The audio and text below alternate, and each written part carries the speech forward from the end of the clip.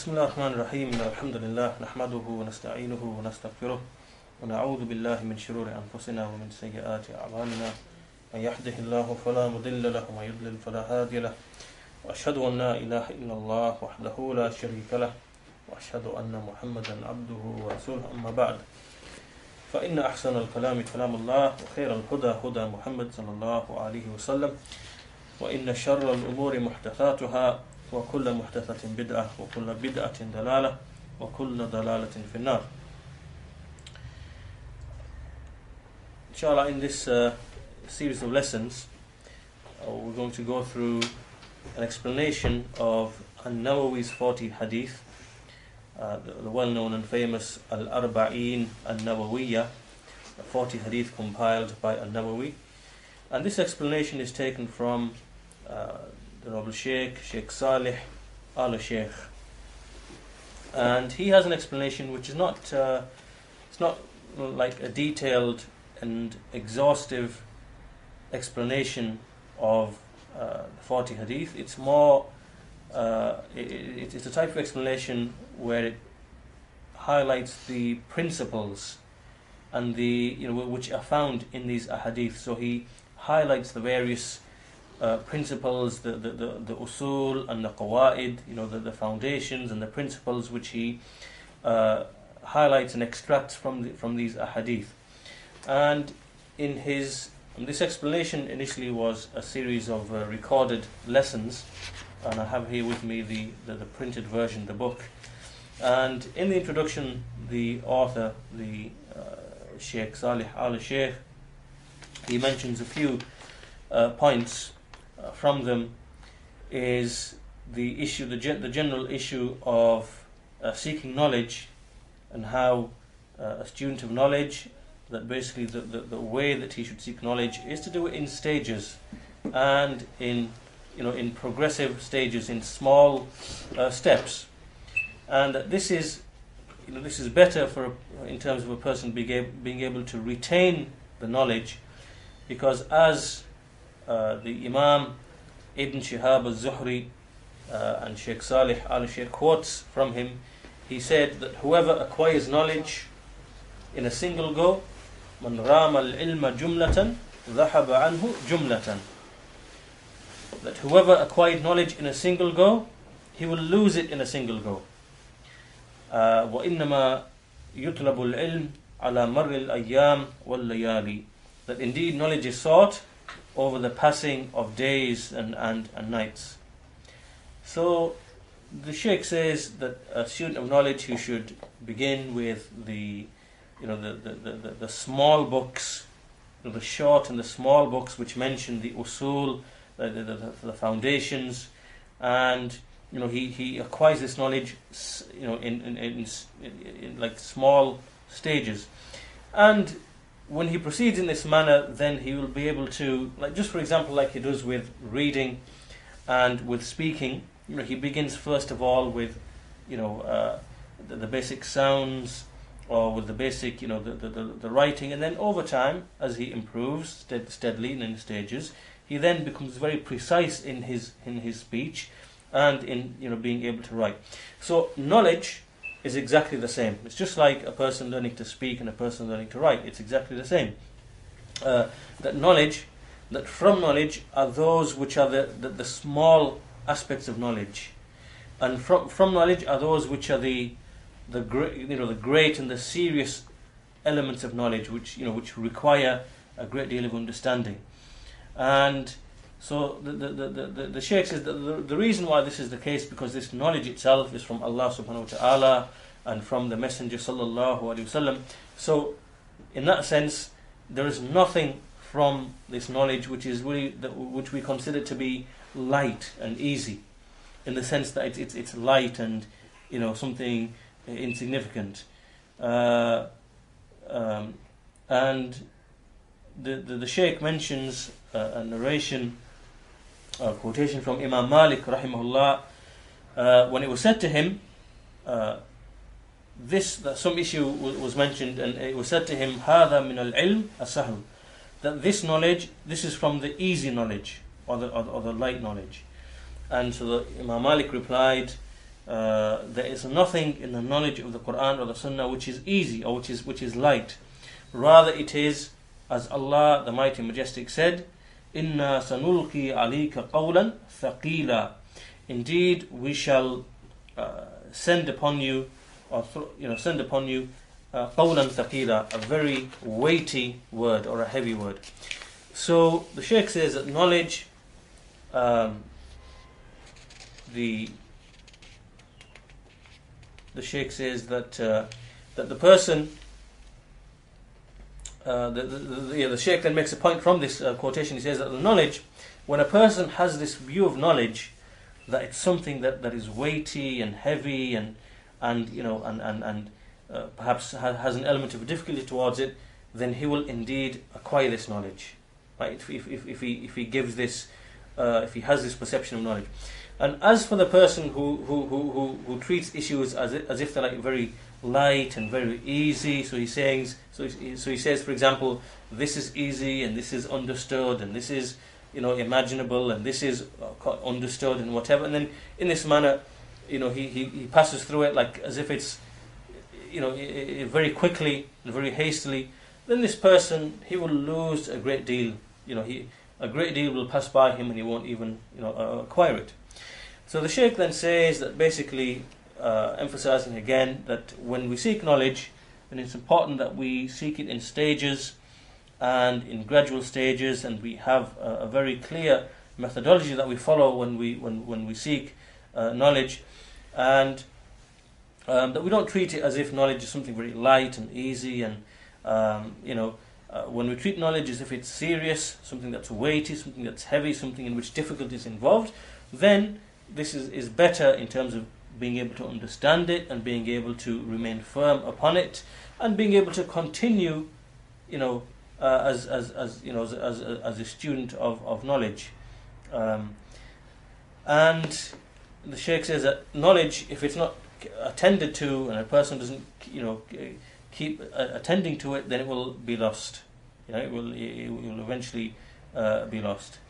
And so then the Shaykh, after this, he says, speaking now specifically about this book, he introduces this book and he says that this particular book, the book that he's going to, whose explanation he's going to begin, he says that the author of this book is the Imaam, the Allama Yahya bin Sharaf al-Nawawi, and it has also been said that he's al-Nawawi, al-Nawawi or al-Nawawi. There's two ways for the mentioning of that name, and he says that he's from the Shafi'i scholars. He's from the well-known and the prominent scholars amongst the Shafi'iyya, and he wrote many explanations of books on Hadeeth and books on fiqh, and likewise in the language of the jurists and other than that. And the reason why this book came about was that another scholar by the name of Ibn Salah rahimahullah, and he was another well-known famous scholar and a muhaddith. What he did was he sat together he used to have gatherings in which he used to sit together in order to teach hadith, and what he did was he compiled a collection of hadith together in which the principles of the Sharia or the knowledge of the Sharia is summarized, right? A hadith which, around which the whole of the Sharia and the usul of the Sharia are based. So the hadith that he put together was 16 in number. 26 in number. He brought together 26 hadith, which he considered to be, summarizing or containing the broad principles of the Sharia as a whole. And then the Imam al-Nawawi rahimahullah, he came and he added another 16 on top, right? Because he felt there was another 16 that need to be added. So altogether this made 42 hadith, and these are what we have today in the book Al-Arba'in and Nawawiyah. There are in fact 42 hadith. And then after Imam al-Nawawi, there came the Imam Abdul Rahman bin Ahmad ibn Rajab al-Hanbali, and what he did was he added a further 8. He added a further 8, which again were a hadith which contained fundamental, broad principles of the religion around which the whole of the Sharia revolves, and so therefore it became 50 hadith. And the 50 hadith are found in the book of Ibn Rajab al-Hanbali called Jami'ul Ulum wal-Hikam fi Sharh 50 hadithan min Jawami' al-Kalam. And this is again another well-known book, and it's actually quite a detailed and exhaustive explanation of Nawawi's 40 hadith. And the Shaykh says that the reason why these ahadith are considered to be so important is because from them, when we look at them, we find that some of them, there's no issue of the issues of the religion except that you will find it in these ahadith. Whether it will be discussing the subject of aqidah, creed, or jurisprudence, fiqh, or the issues of halal and haram and so on and so forth, then you will find them, broadly speaking, to be mentioned in these hadith. So the Shaykh says, finally, just summarizing, that to be concerned with these hadith is very important, because to understand them is understanding the foundations of the religion in general and the principles of the religion in general, and because some of them also relate to the rulings, right? So some of them relate to the affairs of aqidah and the affairs of fiqh and other than that, and some of them relate to the actual rulings in the religion as well. So with that introduction, we'll commence the first hadith. And the first hadith, as you are all aware, is the well-known famous hadith, the hadith of Amirul Mumineen Umar ibn al-Khattab radiyallahu anhu, which is a hadith of intention. Indeed, actions are but by intention. So the text of the hadith from Amir al-Mu'mineen and Amir al-Mu'mineen Abi Hafsin Umar ibn al-Khattab radiyallahu anhu, who said, قال سمعت رسول الله صلى الله عليه وسلم يقول, that he heard the Messenger of Allah صلى الله عليه وسلم say, إنما الأعمال بالنيات وإنما لكل امرئ ما نوى. Indeed, actions are but by intention, and indeed every man shall have that which he intended. فمن كانت هجرته إلى الله ورسوله فهجرته إلى الله ورسوله ومن كانت هجرته لدنيا يصيبها أو امرأة ينكحها فهجرته إلى ما هاجر إليه. And so therefore, whoever's emigration to Allah was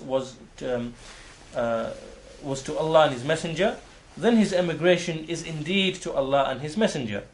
And whoever's emigration was for the purpose of the world, to acquire a portion of it, or for a woman that he wanted in marriage, that he wanted to marry, then his emigration is for that for which he emigrated. And this hadith is narrated by Imam al-Bukhari and Imam Muslim in their two books of hadith, the two sahihs. And the Sheikh Salih al-Sheikh, begins by saying that this hadith is the first hadith, the hadith of Umar ibn al-Khattab radiyallahu anhu, that he heard the Prophet sallallahu alaihi wasallam say, إنما الأعمال بالنيات وإنما لكل امرئ ما نوى. And this hadith is a great and mighty hadith, to such a degree that a group from the Salaf, and likewise a group from the scholars of the religion thereafter, they said that this hadith, it's desirable that this hadith is placed, is at the beginning of every single book from the books of knowledge. Right? It's desirable for this hadith to be placed at the beginning of every single book from the books of knowledge. And this is why Imam al-Bukhari rahimahullah, he began his collection, his compilation with this particular hadith. And so he made this hadith, إِنَّمَا الْأَعْمَالُ بِالنِّيَّاتِ وَإِنَّمَا لِكُلِّ امْرِئٍ مَّا نَوَى, to be the very first hadith. And as for the hadith, then, this hadith is an asl, is a foundation from the foundations of the religion. And Imam Ahmad rahimahullah, Imam Ahmad, stated that there are 3 ahadith around which the whole of Islam revolves. There are 3 ahadith around which Islam revolves. The hadith of Umar, which is this hadith, إِنَّمَا الْأَعْمَالُ بِالنِّيَّاتِ, indeed actions are but by intention. The hadith of Aisha رضي الله عنها, مَنْ أَحْدَثَ فِي أَمْرِنَا هَذَا مَا لَيْسَ مِنْهُ فَهُوَ رَدٌّ, that whoever introduced something into this affair of ours, something which doesn't belong to it, then it is rejected. And the hadith of An-Nu'man bin Bushair, which is Al-Halal Bayyin wal-Haram Bayyin, that the halal is clear and manifest, and the haram is clear and manifest, and between them both are affairs which are ambiguous. That hadith. So this is a statement of Imam Ahmad, where he said that these 3 hadith, the whole of Islam revolves around them. And the Shaykh says that this statement from this Imam, from Imam Ahmad, the Imam of Ahlul Sunnah, is, it's extremely, deep and profound, in the sense that, and then the Shaykh goes on to explain why, or he goes on to give an explanation of the statement of Imam Ahmad. He says this is because that a person, his actions, the action of a person who is tasked and responsible for acting upon the Sharia, that his actions revolve around either doing that which he's been commanded or keeping away from that which he's been prohibited. Right? So a person, his actions are always, it's either doing something which he's been commanded or keeping away from something which he has been prohibited. And either of these things, this is actually synonymous with the halal and the haram. The halal and the haram. Right? So in other words, all of the actions of a servant, they revolve around the halal and the haram. And then, between the halal and between the haram, there are obviously some ambiguous affairs and ambiguous issues, and this is the 3rd category. So we have the halal, we have the haram, we have in the middle ambiguous affairs, and that's why in this hadith mentions all 3.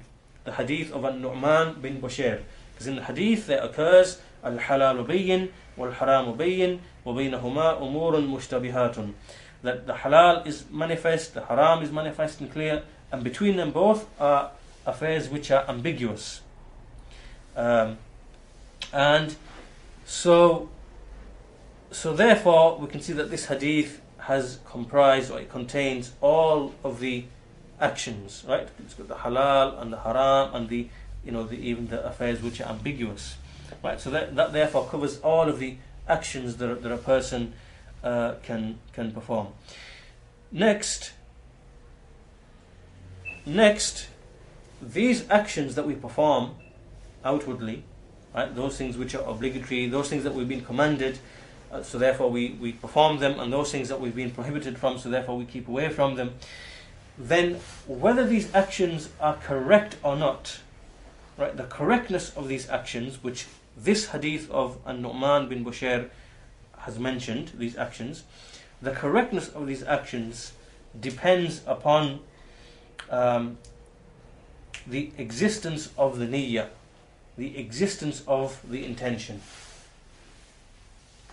Right? So the existence of the intention, or the intention itself and the nature of that intention, will either make these outward actions, it will either make them acceptable and righteous, right? Or it will make them unacceptable and not righteous. Unacceptable. Right? So the existence of this niyyah is such that it will make actions correct and accepted, or other than that.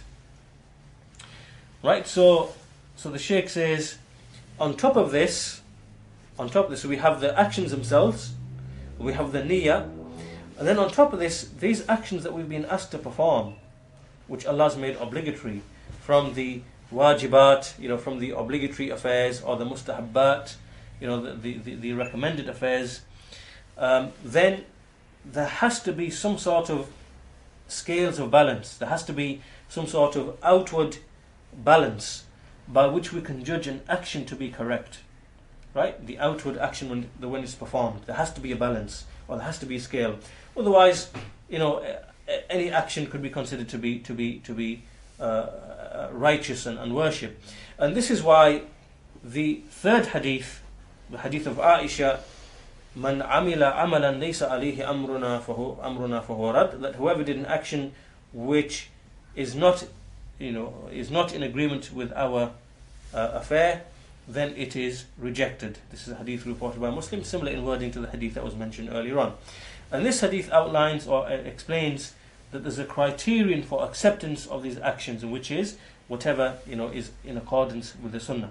So these three hadith, when you bring them all together, the outward actions, the halal and the haram, and what a Muslim performs, then the validity of those actions based upon the niyyah itself, right, the correctness of the intention, and then the manner in which these actions are performed, are they in accordance with the Sunnah or not?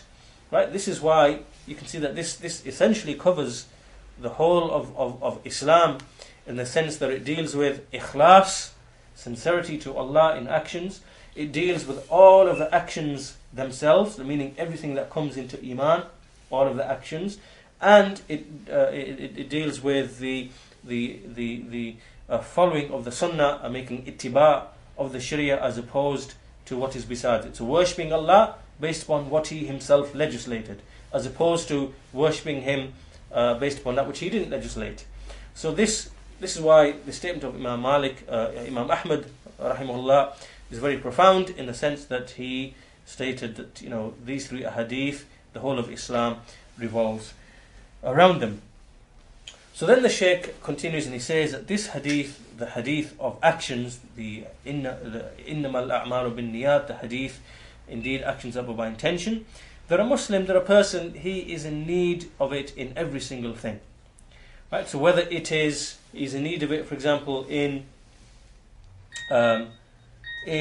acting upon the things which he's been commanded with, and in keeping away from the prohibitions, and in keeping away from the mushtabihat, the ambiguous matters.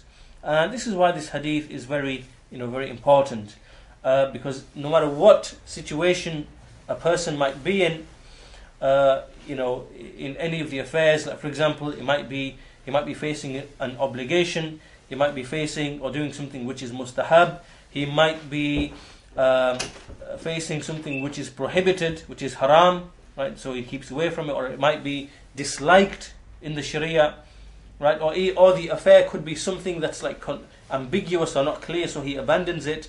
No matter what situation of all of these situations a man is in, or a person is in, right? He's faced with all of these different types of situations, then he cannot be considered to be righteous in any of those situations, meaning in relation to a wajib or a mustahab, or keeping away from something which is haram, or from which is makruh, or something which is ambiguous, so he keeps away from it. In all these scenarios, then he will never be considered to be righteous unless he has this desire of seeking the face of Allah, the Mighty and Majestic, by way of that action. And this is what is called the intention. This is the niyyah. This is the niyyah, the existence of this niyyah, that he seeks, that he desires the face of Allah, the Mighty and Majestic.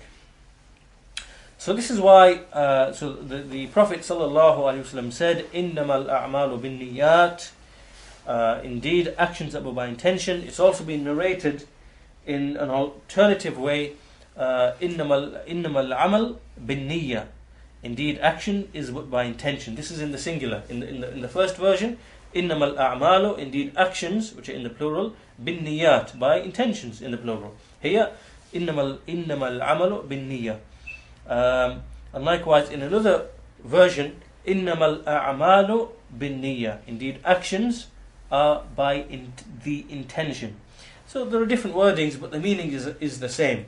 When in the case where the single form is used, إِنَّمَا الْعَمَلُ بِالنِّيَّةِ, then what is meant by here is the general species of action, right? The action meaning actions in general. إِنَّمَا الْعَمَلُ بِالنِّيَّةِ, indeed action is by intention. But what is meant by action here means all action, so it covers all of the action. So despite the variation in the wording, the meaning is exactly the same. And then this statement of the Prophet sallallahu alaihi wasallam, "Innamal a'malu bin niyat," then the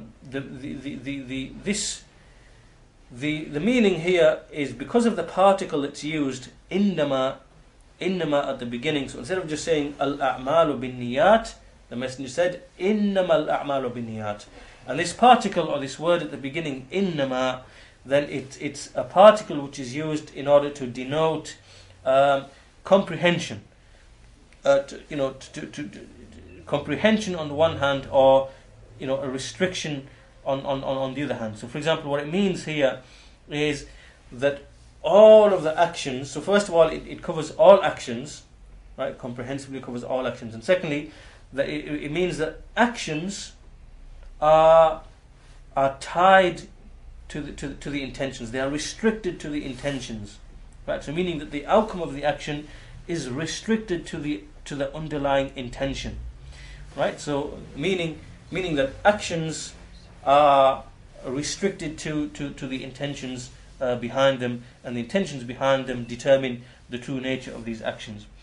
And then we find that the scholars have basically two broad opinions, or two viewpoints regarding the meaning of this first statement, innamal a'malu bin niyat.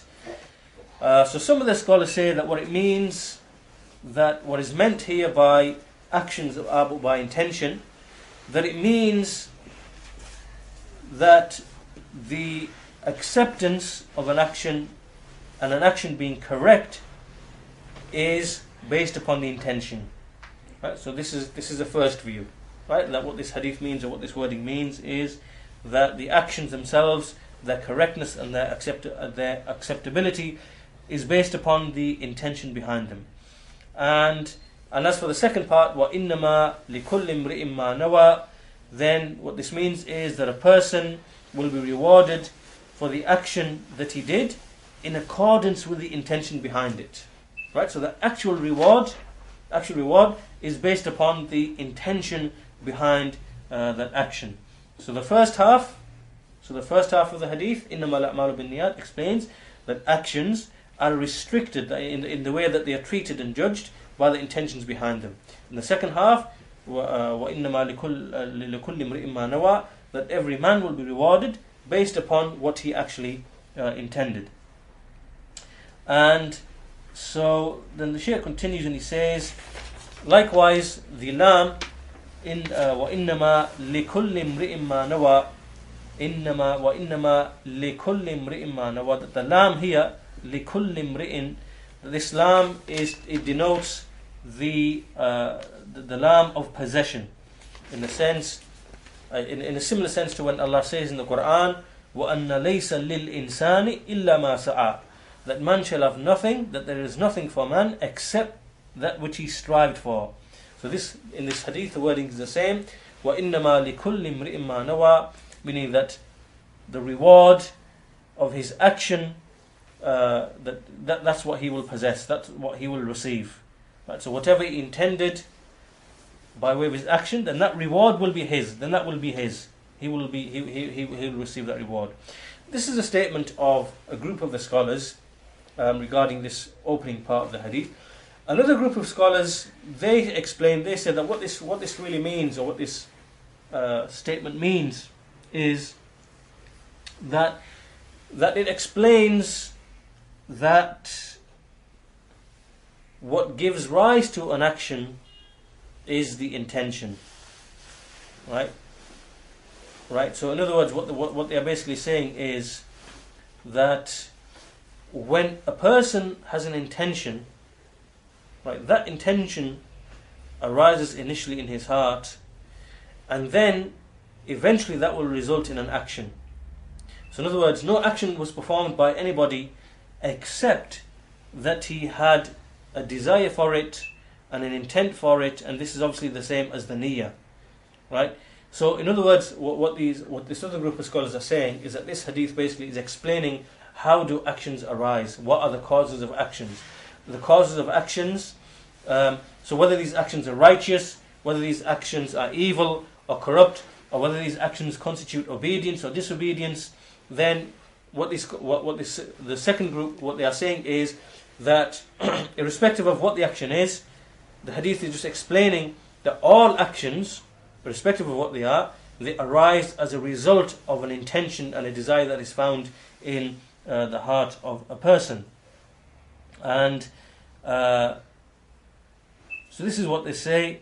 And so what they say that when the heart desires an action and the person has the ability to do it, then indeed the action will occur. And so they say that this statement of the Messenger, إِنَّمَا الْأَعْمَالُ بِالنِّيَّاتِ, it simply means that the Messenger is explaining the causal relationship or the link between intentions and actions. Right? The actions are caused by intentions, and this is the view of the second group of scholars. However, what is correct is the first statement, which is that actions are judged according to the intentions behind them.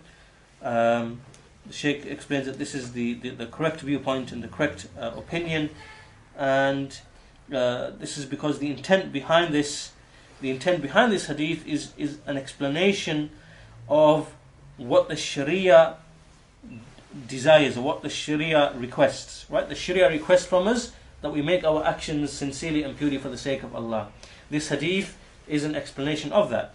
And the hadith isn't just merely something that, because we already know, for example, that a person's actions arise as a result of him desiring them. Right? All actions arise because of that. We already know that. We already know that reality, and that this is the case.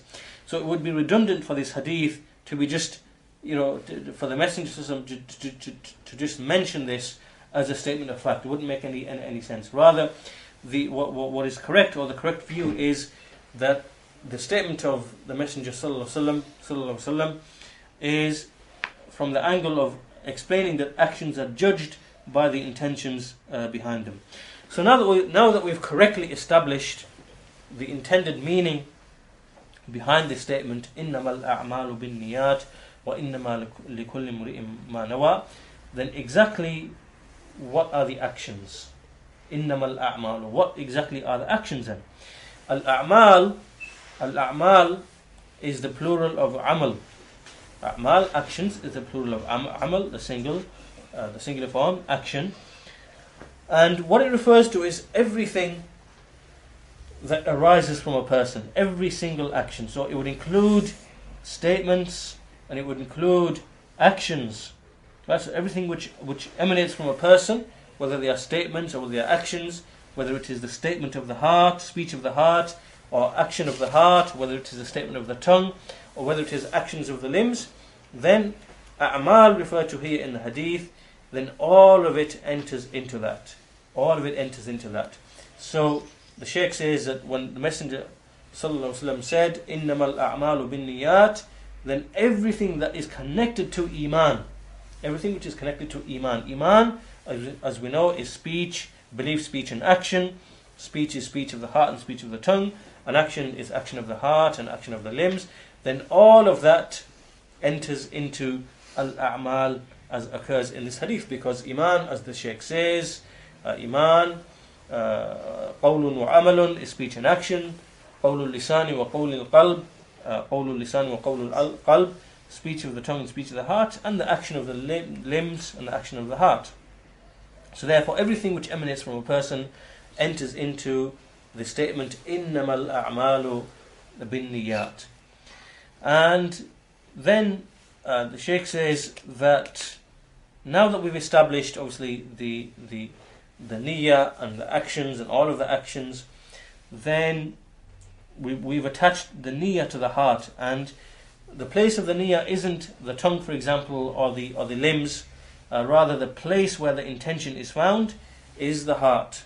Right? So basically what it means is, what exactly is the niyyah? It means that the heart intends and desires something or this thing with the heart. That is what the intention is defined as. Right? So a person, he intends and wills or he intends and desires to perform the salah, that then now is the intention. That is the intention. That is what we call the intention. The intent and the desire, the qasd and the irada in his heart to perform the salah, just the existence of that intent and desire, that is what is called intention. That is the intention. It's not something, for example, that a person, he says with his tongue that I now intend to pray Salatul Dhuhr with 4 rakat. This is not what is intention. So intention isn't that something that's on the tongue, nor is it something that's in the limbs. Rather, it's that which is in the heart. When a person intends and desires something, then his niyyah is established. The niyyah for that thing is then present, existent, and it becomes established. So therefore, now what becomes clear from the hadith then is that all of the actions have a condition, which is the presence of the niyyah, the presence of the intention. And now that we've established the intention, now that we've established the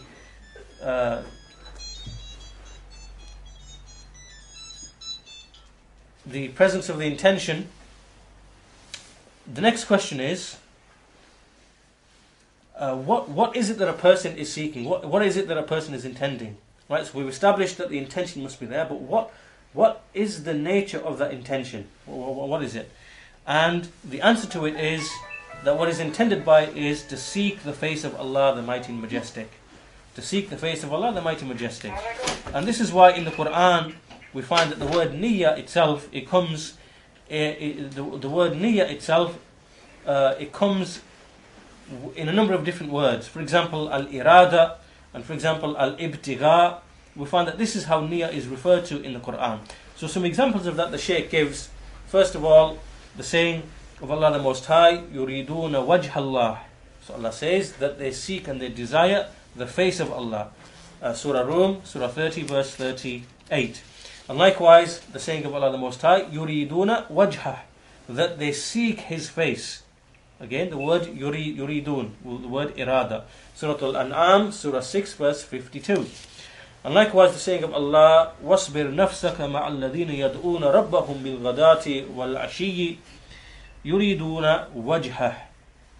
That have patience with those who call upon their Lord in the morning and evening, in the morning and night, and they seek His face. Surah Al-Kahf, Surah 18, verse 28, and other similar verses. Man kana yuridu harth al-akhirah nazid lahu fi harthihi. That whoever desires the tilth of the hereafter, then we will increase him in his tilth. Right? Again, yurid, man kana yurid. So in the first set of hadith we find seeking Allah's face, and in this set of hadith we find seeking the hereafter. Right? So yurid meaning the person who intends and seeks and desires. Right? And another verse, وَمَنْ أَرَادَ الْآخِرَةَ وَسَعَى لَهَا سَعْيَهَا. That whoever desires the hereafter and strives for it as it truly should be striven for. Again, this is niyyah. This is Surah Al-Isra, Surah 17, verse 19. And the verse before that I just mentioned about the tilth, whoever desires the tilth of the hereafter. Surah Al-Shura, Surah 42, verse 20. Right, so all of these verses, when they speak about seeking the face of Allah or seeking the hereafter, then all of this is in reference to the niyyah. This is the niyyah. And also the word al-ibtigha.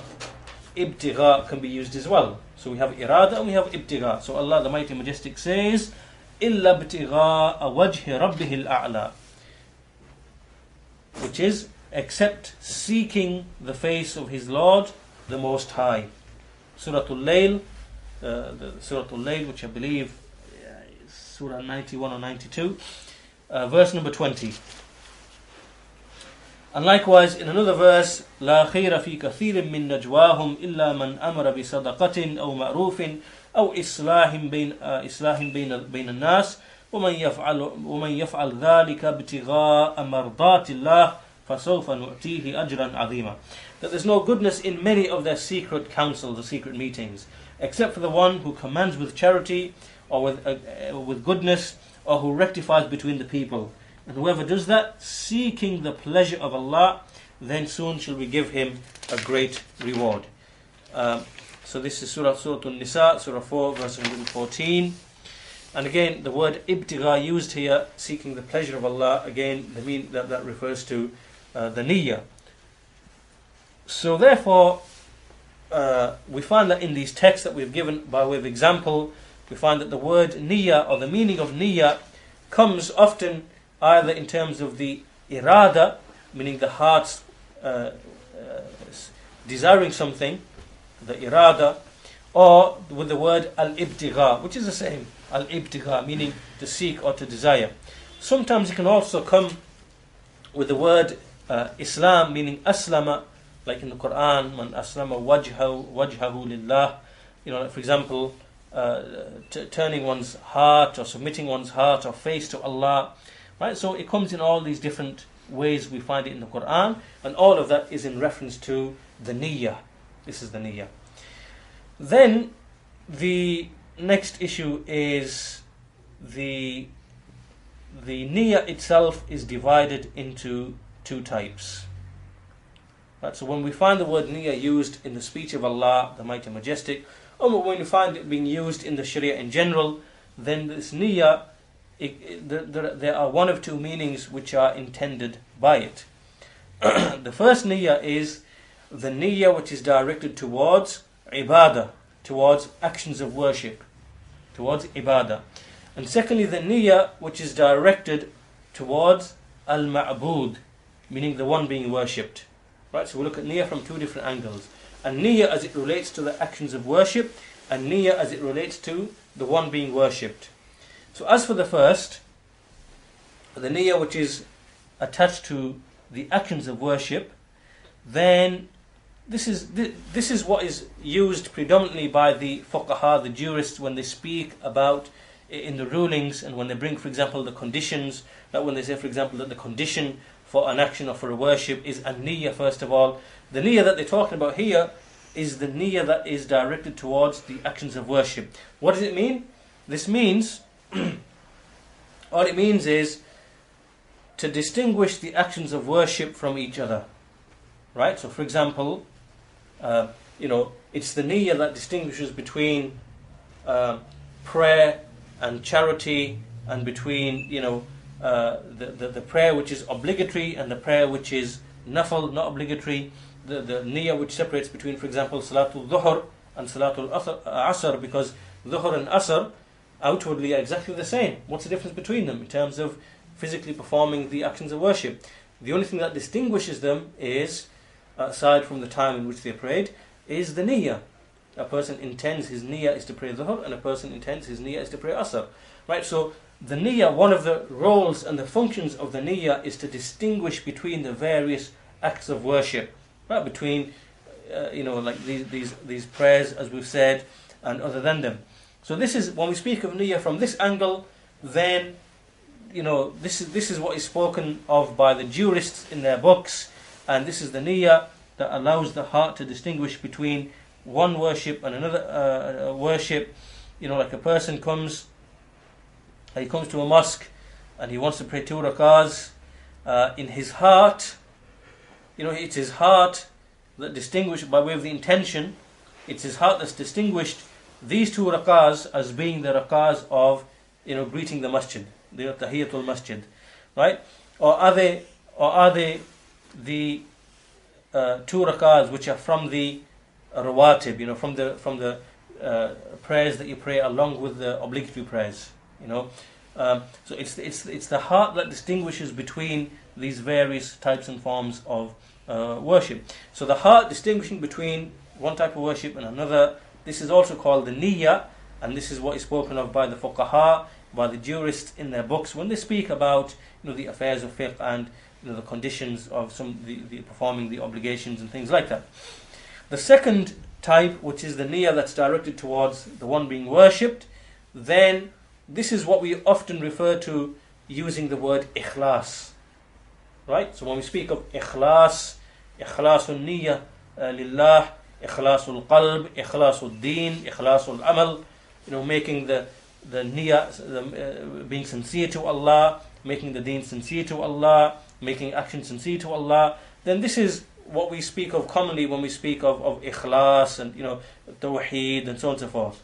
And so these are the two types. And this hadith, when we look at this hadith, innamal a'malu bin niyat, which of the two is this hadith referring to? The answer is that the hadith in fact comprises both types. The wording in the hadith innamal a'malu bin niyat comprises both types. So the niyyah which is directed towards the one being worshipped, in the sense that a person's actions are only for his sake, and the niyyah also in the sense that that which distinguishes between some affairs of worship from others. And so it comprises both of these affairs. And with that, we inshallah will stop today's lesson, and we'll continue with the remainder in the next lesson. Inshallah ta'ala, we'll finish the remainder of the hadith in the next lesson. So with that, we will close today's lesson, inshallah ta'ala.